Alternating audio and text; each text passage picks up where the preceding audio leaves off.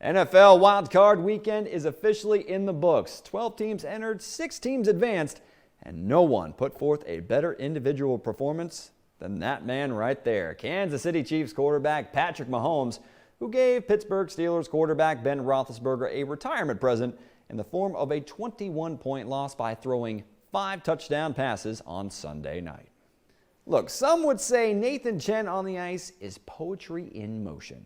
And clearly many agree with that statement, seeing that the 22-year-old Salt Lake City native already earned an Olympic medal just 4 years ago. Well, there's no telling what he will do next at the Winter Olympic Games in Beijing. Christine Kim spent a day with the soft-spoken figure skater and learned that he's all about business. We've arrived at the apex of the 2020 NFL season, Super Bowl 55 in the city of Tampa, Florida, as the Kansas City Chiefs are set to do battle against the Tampa Bay Buccaneers. But just as the regular season was impacted by the COVID-19 pandemic, well, so is the Super Bowl. It's a battle in the Big North Conference at Veterans Memorial Stadium for the Michigan High School Football Game of the Week as the Gaylord Blue Devils take on the Cadillac Vikings here on NewsNet Sports. I'm Derek Tate alongside the one and only Jay Pfeiffer. And Jay, tonight's big storyline heading into this Big North Conference showdown. Both teams are 1-1. Both teams are in big need of a win. But the Vikings are going to be without their senior quarterback under center, Aiden Gurdon, leading to them turning to the sophomore for her second straight week, Charlie Howe. Post-game show here on NewsNet Sports, as the Michigan High School Basketball Game of the Week ended with the Cadillac Vikings besting the Alpena Wildcats 65-45. I'm Derek Tate alongside the leading scorer on the night, Cole Genema, the senior who scored 26 points. Cole, you guys came off of a tough 2-point loss against the Midland Chemics. What did you guys really want to establish the first quarter of the game? You guys started on an 11-0 run and really set the tone for the rest of the evening. Well, one thing that you're going to give everybody energy was that dunk at the end of the game, fourth quarter. You sent the student section on fire with that. So it's a nice parting gift for the rest of the holiday season. Merry Christmas to everybody, right? Yep, Merry Christmas.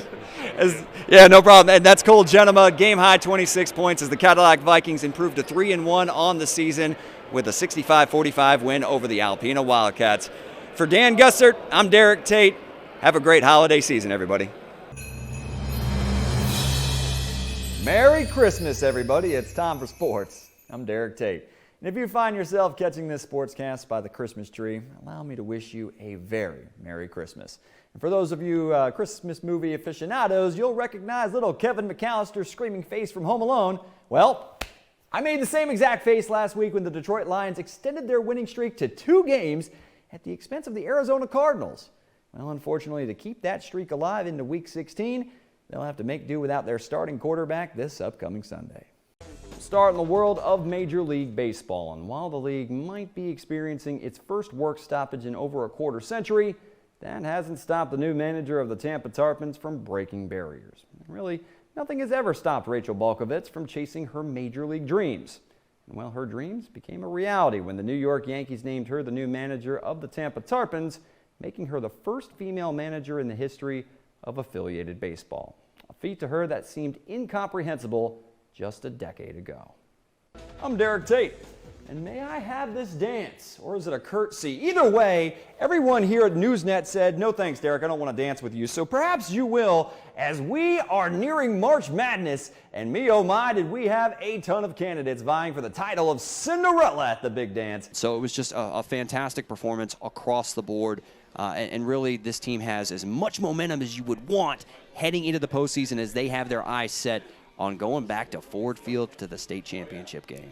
Sierra, sound the Viking horn, because the Cadillac Vikings made it all the way to Ford Field to play in their first ever state championship game. But the team waiting for them, Detroit Country Day, who's made their 6th trip since 2007.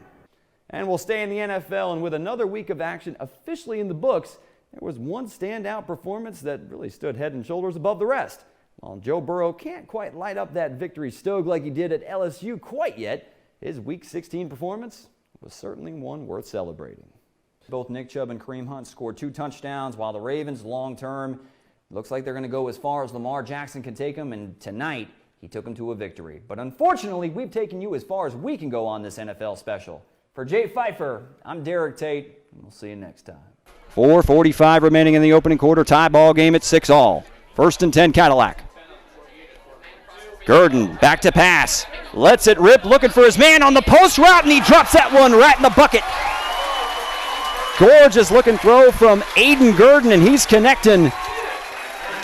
It looks like Braden Logan couldn't throw it any better than what Aiden Gurdon did right there. That hit him right between the 2 and the 0. Gaylord has played the field position game, and they will attempt to do so yet again as the punter is back at the 50-yard line. Snap is once again mishandled. This time he boots it off the hop, and that is going to be scooped up right around the 40. He puts the ball on the ground. Madness ensues. There's a rugby scrum, and it's Gaylord football.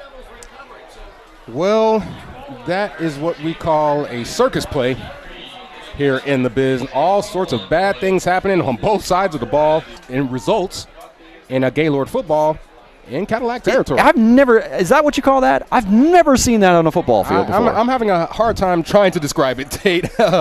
If we had the circus track, that would be good to go along with it, but I mean, it was dun dun dun dun dun dun dun. I'm sorry, I'll provide the audios, but that is one of the wildest exchanges we'll ever see. Technically, Cadillac has fumbled on 3 straight plays with possession. I have to admire it, though. I mean, because the viewing experience is absolutely fantastic every time the punting unit has come on the football field. You never know what you're going to get. Never know. You don't know. Life is like a box of chocolates. You never know what you're going to get with the Gaylord punting unit. 4th and 12. High snap. He does corral this one, and it's blocked from Derek Rude. Scooped up and running down the left sideline is Tegan Baker. Rude leading the way. Pancake block. Touchdown, Cadillac. Wow, what a sequence by the Cadillac special teams. You're going to see a lot of this formation. Wing T, 3 running backs. Hal under center on 1st and 10 from the 25-yard line. Running the option, it's Caleb McKinley downhill. Barreling his way down to the 35-yard line. 9-yard carry will bring up 2nd down. Yeah, Brady Pretzlaff in on the stop there, but you just don't want to let Reinhold get ahead of steam. He is a big kid to bring down. McKinley falls forward all the way to the 35-yard line. They actually called a 10-yard gain. 1 carry, 1 play, and that's a 1st down. Cadillac with a new set at the 35. Howell gives McKinley a 2nd straight carry, and for a 2nd straight play, McKinley's got the 1st down and more into Blue Devil territory, and we see immediately establishing dominance up front are the Vikings. Yes, they are. That is a great play. Nice vision by McKinley there to bounce it outside of the tackles up the sideline. He got a pretty good block there from number 12. I think that was Carter Harsh there trying to set that edge on that run. And you're going to see a heavy dose like you've seen all season from number 19, the junior Caleb McKinley, the leading rusher. 68 carries, 327 yards heading into this contest. 1st and 10 from the 48. And a little bit of confusion. Yeah. Is that to put it lightly? Definitely, Tate. A little bit of confusion, miscommunication, whatever you want to call it there on the offensive line. It's going to cost the Vikings, I think. Well, Colin Johnston and Chris Reinhold decided to motion into each other behind the backfield, and then not only that, but it also triggered Connor Anderson to start running a route down the field. I don't know who you throw the flag on, but it's 5 yards, and it's going to make it 1st and 15. Well, in that case, you just throw it on the whole team, right? Right. You're all running, says head coach Cody Mallory on Monday. You guys are all running for that. Gleason gets the snap. He will give it to Justin Deerheimer, who goes up the middle and gets basically nothing, maybe a loss of yardage as he gets stuffed. Yeah, big old number 78. Jeremiah was a stop sign. You're not going anywhere against Jeremiah Shattuck when he gets his hands on you. Good job setting the A-gap and anchoring the middle of that Cadillac defense. 3rd and 7 as Gurdon checks the wristband and goes under center. And the pitch actually will go out to the right. And that is a great run by Reinhold. He will run over a defender and power in for the touchdown. Another excellent run by Reinhold. 2nd touchdown of the day for him. And now the Vikings are on the brink of making this one a 35-0 ball game. If you look towards the top of your screen, you may see the wake of multiple Packers defenders just laying on the football field. Colin Johnston, Now, Chris Reinhold, a great 37-yard touchdown run, but you don't get there without Colin Johnston laying out a defender on the way to the end zone. He had to escort. So really, you get like the touchdown assist there if you're Colin Johnston. 3rd and 9 now from the 48-yard line for Fremont. Shotgun snap a little low. Gleason will drop back and pass it. And that's a heck of an effort by number 5, Michael Romero. Got a hand on it. Unfortunately, was not able to bring it down. And it's now 4th down. You know, it's actually not a bad little shot to the middle of the field because you got middle field open with 2 deep safeties. You run a 4 vertical concept, and you get Romero splitting the field right between them. I mean, it was a little underthrown. I thought for a split second that one might get picked. Instead, it was a catchable ball. It would have been tough. Unfortunately, as much as has been the case for most of this night, unable to connect, and now we're facing a 4th and long. Oilers trying to add to a 1-point advantage. Ostrowski for 3. My goodness! Another one falls from 5 feet behind the 3-point line. 4-point lead from Mount Pleasant. The Oilers retake the lead, 19-18. Klotz, corner 3. He's starting to heat up.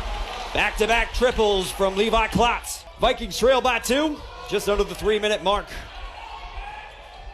Baker to Klotz. Klotz up fake. Now here's a pull-up jumper. Got it! Levi Klotz with 8 points, and we're tied again at 23 all. Klotz from straight away. Yes, sir! Levi Klotz, he's got 11. And the Vikings retake the lead.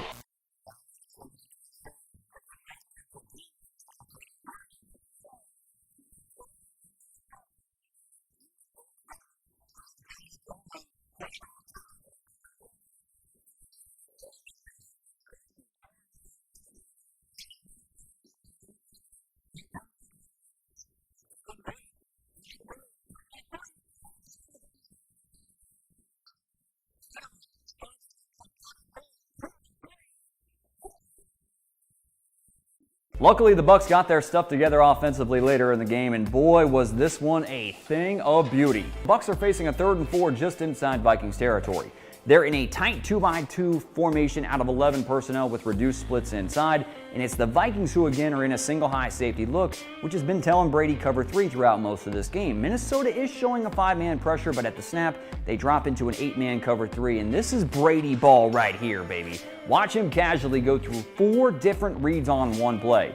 The Bucs are running a route combination called drive, which always sees the outside receiver, in this case Chris Godwin, run a drag route underneath the slot receiver, Mike Evans, who runs a 10-yard dig route. Most times you want to tether this concept with a route on the other side of the formation to create a natural read progression that allows the quarterback to go from right to left or left to right through his reads. In this case, it's Rob Gronkowski who is running a hitch route, which is the primary read. And the second read is Chris Godwin on the drag route, and the third read is Mike Evans on the dig, which in a perfect world is meant to create a nice triangle read for Tom Brady. But the problem with playing quarterback in the National Football League is hardly anything ever goes as planned. The Vikings completely jack up Godwin and Evans to kind of eliminate them for this play.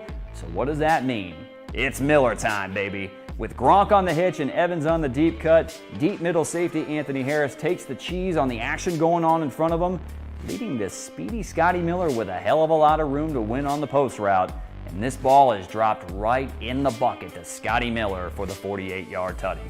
But here come the Steelers. Pittsburgh gets back in it with this little Bucky special. Drops that one right in the bucket to Deontay Johnson. And let's take a closer look because this is vintage Big Ben right here. Bengals come out in what appears to be man-to-man across the board with a too-high safety look. But keep an eye on these safeties because in the moments leading up to the snap, they rotate to gain the proper leverage for the defense they are actually in, which is still man-to-man, but it's only cover one, meaning that the safety is manned up on tight end Vance McDonald, while the other safety, Von Bell, takes the deep middle of the field, and linebacker Josh Bynes plays the underneath center of the field. And the Steelers have a nice man beater dialed up with the mesh concept, which is just two underneath drags comboed with a third receiving threat getting to the second level of the field and sitting down right over the ball, which creates a nice triangle read for Ben Roethlisberger.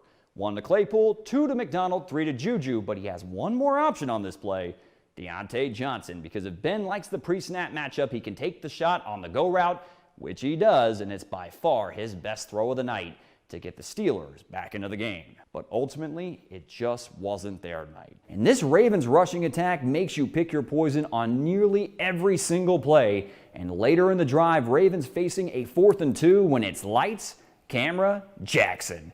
37 yards to the house. Lamar Jackson gets the Ravens on the board. How does that happen? Well, it's a blend of Mark Roman's run scheme and missed assignments from the Cowboys. Let's take a closer look. Pre-snap motion and the alignment of this safety, Darian Thompson, tells Lamar Jackson he's got man-to-man coverage across the board. And from a numbers standpoint, the Cowboys have the advantage. 7 men in the box against 5 offensive linemen, so at least one of these defenders will be unblocked.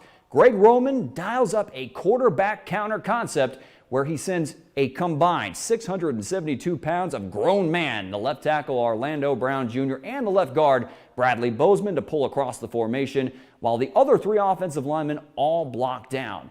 But this is where things kind of go sideways for the Cowboys defense, because this counter has the threat of a read option, with Lamar Jackson eyeing the edge defender Jalen Smith. If Smith crashes down, Jackson can simply hand the ball to Dobbins, who should be able to take the edge with ease. However, when Jalen Smith hesitates for just a split second, that gives Jackson the green light to keep the ball. The play is blocked up perfectly, and really it's hard to tell you exactly what Leighton Vander Esch is doing right here. Instead of filling a huge gap, he panics and tries to find Dobbins, who doesn't even have the football, leading to an easy score for Lamar Jackson.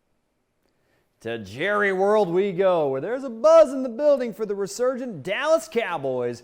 But the NFC East champs run into a buzzsaw of a 6th seed in the NFC. The San Francisco 49ers, who march right down the field on their opening drive, capped off with this 4-yard touchdown run from Elijah Mitchell. Niners take a 13-0 lead on the road to the second quarter, when the Cowboys finally drum up a response in the second quarter and get a look at this little Bucky special. Drops that one right in the bucket, does Dak Prescott to Amari Cooper. Cowboys still trail 16-7 at the halftime break. And in the third quarter, Kyle Shanahan would once again unleash one of the best offensive weapons in the NFL, Deebo Samuel. It's a 26-yard house call, 110 yards from scrimmage, and a touchdown on the day for Deebo. Niners take a 16-point lead to the fourth quarter, but the Cowboys would not go quietly when it's Dak Prescott who brings Dallas within 6 points with this 5-yard touchdown run. Cowboys would get one final chance with the ball on the 41-yard line. No timeouts remaining and 14 seconds left on the clock. And the Cowboys call a quarterback draw. What in the world is going on here? Dak slides at the 24-yard line, but no timeouts means they got to spike it. Umpire has to get the ball set. He has trouble getting to the line. And just like that, the clock expires and the Dallas Cowboys season is over on what is one of the most puzzling play calls with no timeouts remaining in playoff history, as the San Francisco 49ers win a thriller in Big D by a final score of 23-17. To Raymond James Stadium for the defending Super Bowl champion Tampa Bay Buccaneers wildcard matchup against the Philadelphia Eagles. And despite the Bucs being a bit shorthanded in the running game with both Leonard Fournette and Ronald Jones inactive for this one, the Bucs still manufactured 2 rushing touchdowns in the opening quarter. This one courtesy of Keyshawn Vaughn from 1 yard out. Fire the cannons! Bucs up by 14 through the first quarter. And fast forward to the closing moments of the first half, where the Philadelphia Eagles offense was off to a rough start, but they're threatening in Bucs territory when Hurts sees Devontae Smith flash open in the end zone, only to watch Mike Edwards come away with the toe tap interception. Get another look. Smitty torches Jamel Dean with the double move, but Hurts is far too late with this throw. And really, the Eagles were shut out through the first 3 quarters of this contest. Devontae Smith very, very frustrated as the Eagles offense really was in neutral for most of this game, meaning it's time for Tom Brady to go to work. Late third quarter, and he's looking for his best good friend. Rob Gronkowski hauls in his 15th career postseason touchdown, good for number 2 all-time, behind only the great Jerry Rice. Brady and Gronk hug it out. Bucs up 24-0, and Tampa Bay would apply the dagger on their next offensive possession. It's Brady off play action, and he connects with Mike Evans for this 36-yard touchdown strike. Brady with a surgical 271 yards and 2 scores through the air as the Tampa Bay Buccaneers advance to the NFC divisional round by a final score of 31-15.